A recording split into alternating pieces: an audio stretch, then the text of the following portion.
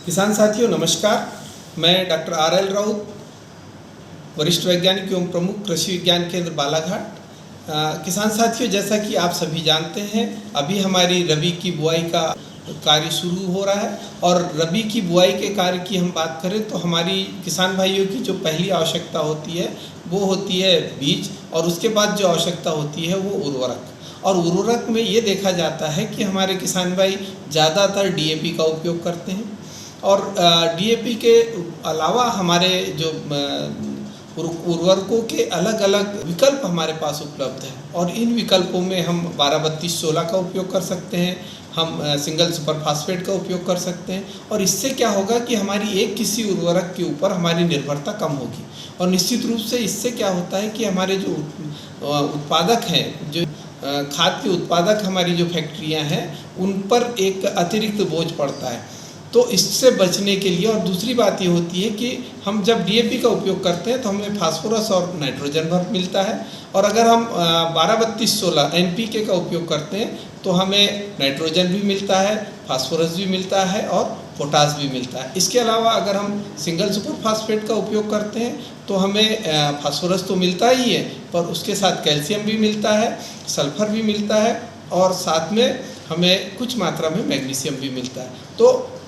किसान भाइयों, अगर हम विकल्पों से काम चलाते हैं, अगर हम दूसरे विकल्पों पर जाते हैं तो निश्चित रूप से हमारी भूमि की उर्वरा शक्ति बढ़ेगी और हमारा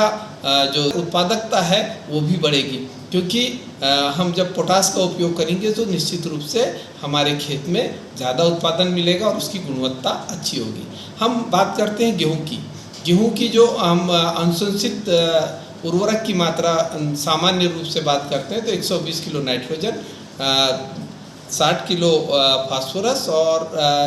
40 किलो हम पोटास की बात करते हैं। तो अगर हम इसके विकल्प की बात करें तो हम पहले नंबर के विकल्प पे अगर जाते हैं तो हम जो यूरिया है वो हम 260 किलो यूरिया लेंगे, और SSP 375 किलो लेंगे, और 67 किलो हम सिंगल सुपर फास्फेट लेंगे। तो निश्चित रूप से हमारा जो पैसा बचेगा और इससे हमको ज़्यादा लाभ मिलेगा। तो हमको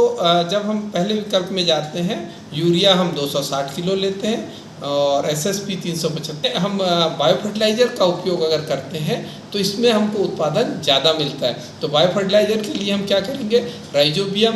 जो हमारा बायो फर्टिलाइज़र है, राइजोबियम को हम बीज उपचारित करते हैं 10 ग्राम प्रति किलो बीज के हिसाब से। अगर हम राइजोबियम से उपचारित करते हैं चने के बीज को, तो ये बहुत अच्छा उत्पादन और नाइट्रोजन का